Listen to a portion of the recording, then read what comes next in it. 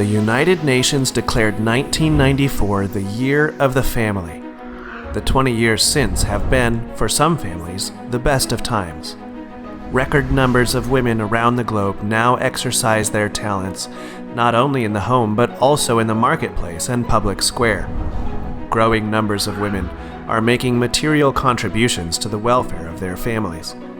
Women have also seen their educational fortunes rise, as gender disparities in education have sharply fallen. Among young adults aged 25 to 34, women now have greater levels of education than men in 87 countries, including Qatar, Malaysia, and the Philippines. The education of mothers is a vital factor in ensuring that their children, and especially their daughters, reach their potential. Men have also seen positive changes. An ethic of engaged fatherhood is taking root. In the United States, fathers have nearly doubled their weekly time with their children, from 4.2 hours in 1995 to 7.3 in 2011. This is good news also for women and children, who are more likely to flourish when men devote time and attention to family life. Perhaps the best news for families around the world is that global poverty has fallen by a staggering amount of over 50% since 1990. Many more families around the world today are able to enjoy the basic necessities of life. But the last 2 decades have also been the worst of times for families. Millions of children have lost parents to HIV/AIDS and war. Millions more rarely see one or both of their parents due to dramatic increases in global migration. Across much of the world, especially Europe, the Americas, and East Asia, a troubling flight from family life is underway. In the words of the New York Times, we are witnessing the rise of post-familialism, where fewer and fewer men and women show interest in marriage and child-rearing. The fertility rate has been falling precipitously around the globe. It's now below the replacement level of 2.1 babies per woman in fully half the world's nations. This global megatrend of low fertility strains economies, governments, and the ties of intergenerational solidarity. There are now more deaths and births in Japan every year, and as the population shrinks, the government struggles to support a burgeoning number of the old and infirm. Only children, who are now adults in places like China and Japan, struggle to care for parents and grandparents without siblings to share the burden.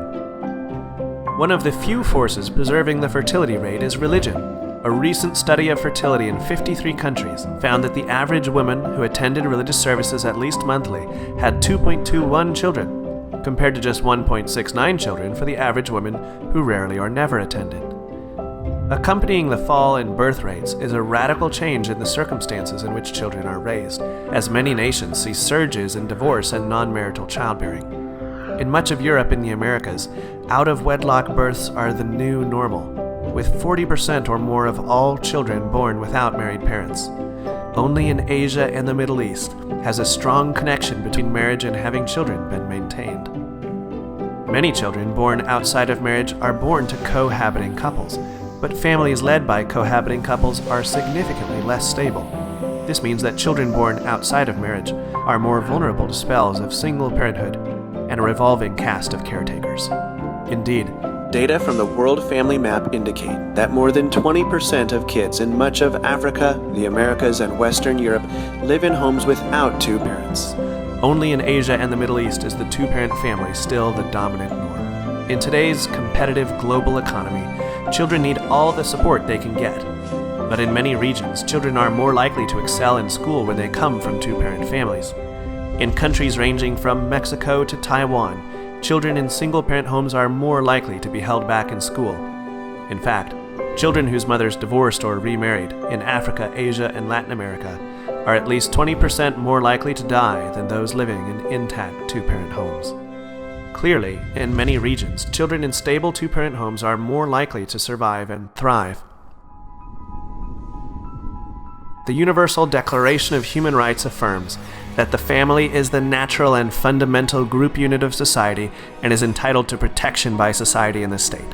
Healthy families are the building blocks of healthy societies.